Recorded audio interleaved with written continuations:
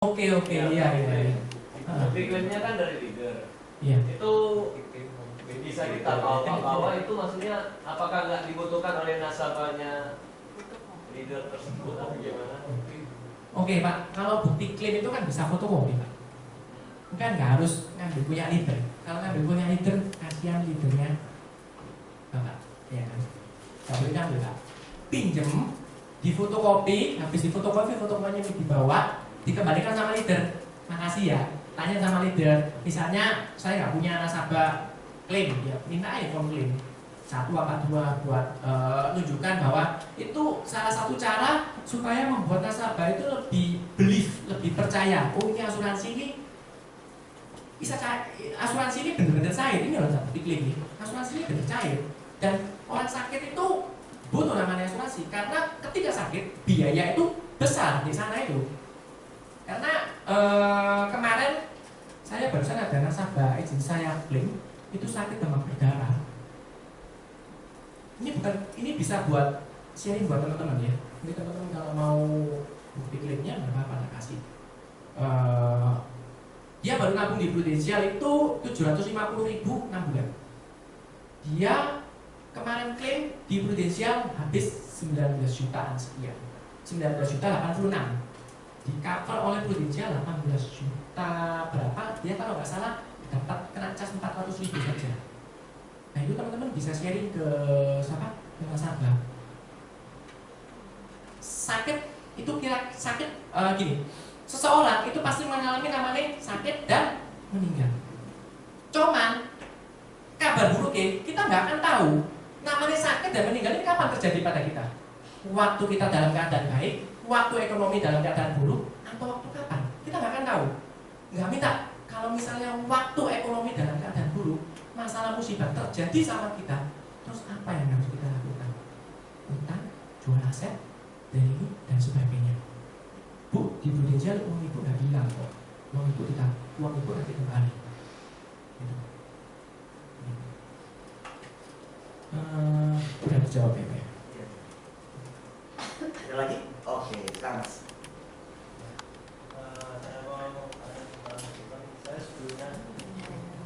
Saya sebelumnya dulu itu pernah mengikuti goal setting ketika Pak Franky naik panggung. Naik panggung ya yang waktu goal setting 2000 berapa ya? Januari Januari. Itu saya sangat tertarik sama gimana Pak Franky mendapatkan semua promosi itu. Itu yang saya tanyakan, yang saya tahu Pak Franky sering keluar kota, keluar pulau Pak Franky itu untuk mendapatkan sebagian besar kes-kes yang besar di sana. Ya, Pak Franky kan sering operasi di sana sama kalau nggak salah 3 saudaranya. Nah itu yang menjadi motivasi Pak Franky untuk keluar pulau. Apakah hanya di sana itu memang banyak kes besar, atau orang luar pulau itu lebih percaya sama orang lebih lain? Apakah itu bukannya sulit Pak Franky untuk mempercayakan? Pak Franky tadi bilang nanti akan saya buatkan laporan ke Jakarta dulu. Padahal Laporkan ke perusahaan. laporan ke perusahaan untuk Ya alasan survei saja. saja. Itu kan di setiap daerah mungkin ada daerah NTT apa sudah tersedia kantor-kantor gitu Pak Franky. Apa nggak lebih kesulitan gitu? Kalau Jawa besar apa nggak di Surabaya? Jombang itu Surabaya. Terima kasih. Ya, dengan Bapak siapa? Dengan Pak Andi ya. Jadi gini Pak Andi dan teman-teman semuanya, kenapa saya ambil di luar pulau? Saya sendiri juga bingung kenapa ambil di kota. Waktu itu saya ambil di kota Kalimantan sama Kalimantan tepatnya Sampit sama Kupang. Jadi saya sendiri juga bingung. Jadi teman-teman kalau mau sukses, teman-teman tahu nggak namanya? Tahu dengar nggak orang et labora? Itu apa? Berdoa dan berusaha. Teman-teman, saya setiap hari doa, saya juga usaha. Nah, waktu itu saya omong-omong sama adik saya, sama Antoni, adik ipar saya. Omong-omongnya kita kan masih di mana? Keceplosan teman-teman. Saya bicara waktu itu, ke Kupang yuk. Wah enak loh ke Kupang gayanya. Ke Kupang, adik saya jawab, boleh. Yes, boleh. Gitu aja sih. Jadi daerah waktu itu saya juga tidak tentukan, tidak tahu. Tapi sebelum saya ke sana, saya cek dulu teman-teman. Jadi teman-teman kalau mau canvassing ke suatu kota, ini mungkin tips dari saya teman-teman ya. Saya pilih yang kotanya itu kantor prudensialnya itu sedikit. Saya nggak mau kalau kantor prudensialnya itu banyak. Bisa sih, bisa. Cuma tantangannya harus lebih besar teman-teman. Kalau kantor prudensialnya kebetulan di Kupang itu kantor prudensialnya waktu itu ada 2, sekarang tambah lagi 1, 3. Itu banyak itu, baru tumbuh 1 lagi 3, baru yang sebelumnya ada 2. Menurut saya itu tidak terlalu banyak seperti di Makassar dan yang lainnya besar.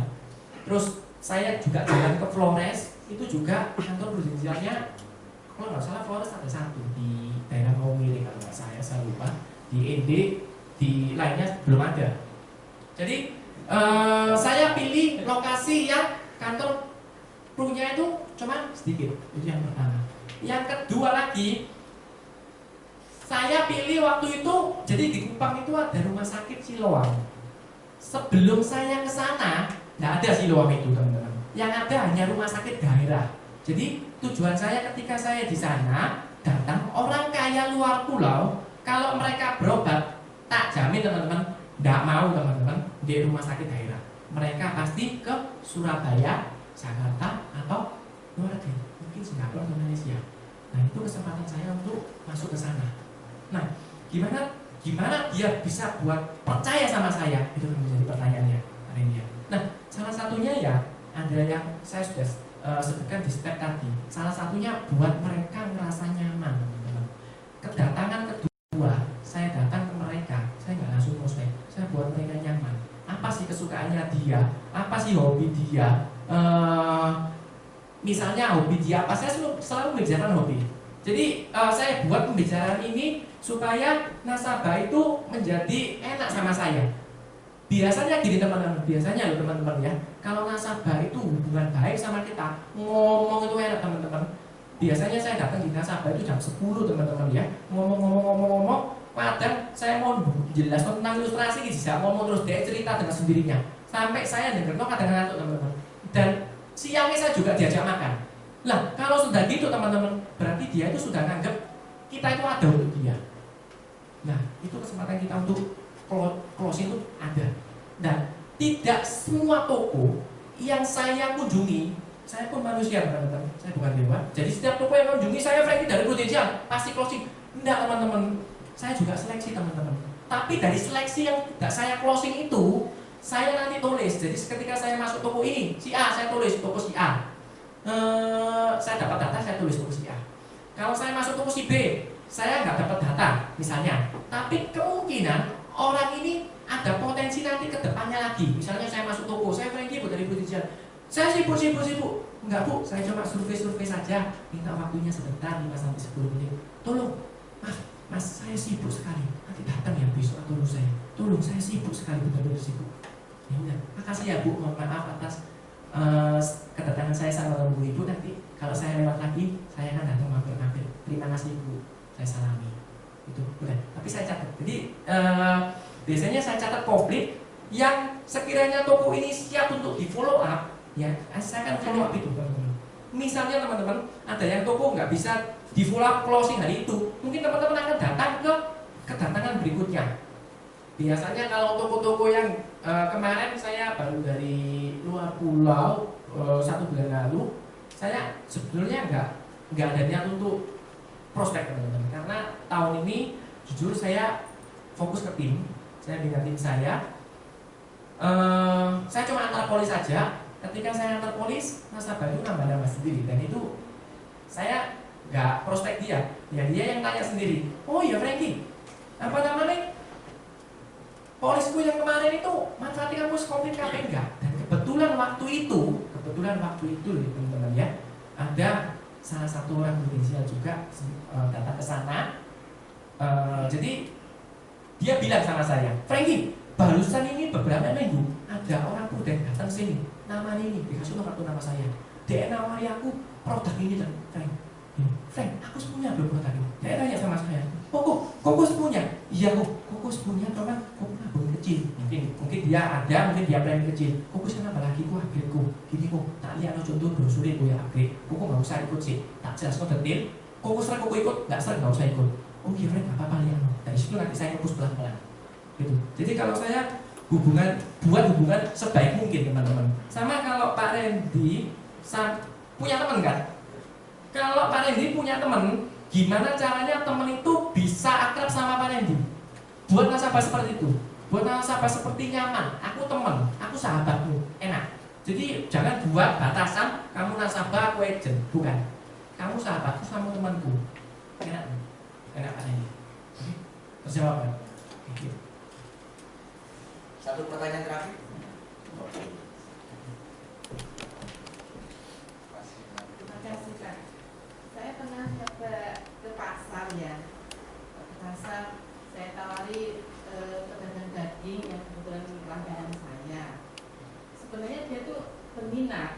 Cuma kebanyakan ini 2 orang yang saya tawari pedagang daging ayam sama daging sapi. Sebenarnya itu mau ikut gitu ya, dia udah berminat yang saya jelaskan Pak Ali itu, tapi dia selalu menawar kok mahal ya. Kalau yang 100 ribuan ada enggak? Seperti itu. Dan saya menjawabnya seperti apa itu Pak? Oke Bu, sekarang maraknya BPJS Bu ya? Iya. Kalau 100 ribu BPJS ya? Mungkin. Betul ya Bu ya? Gini Bu, saya kasih hitungan Bu ya.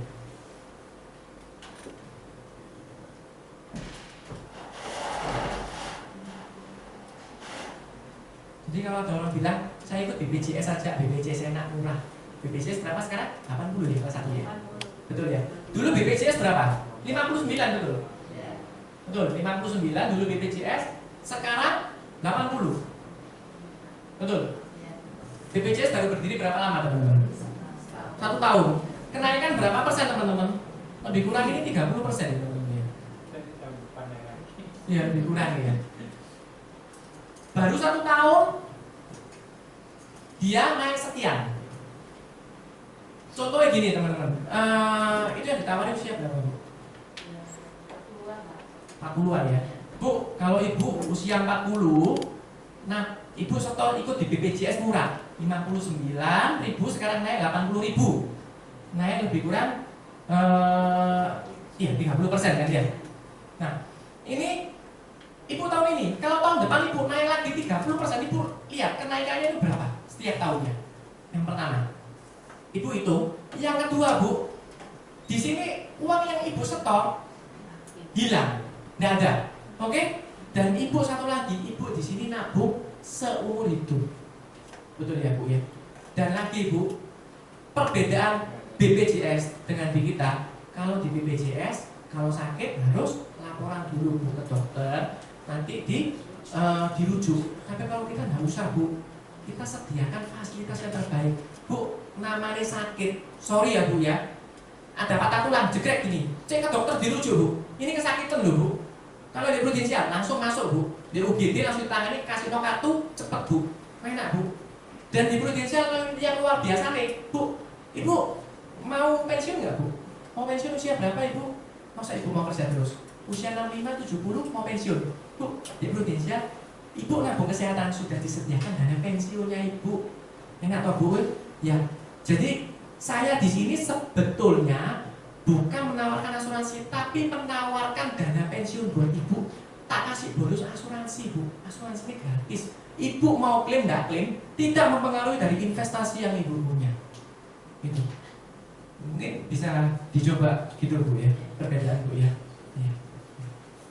Oke, kasih tepuk tangan ya untuk apa yang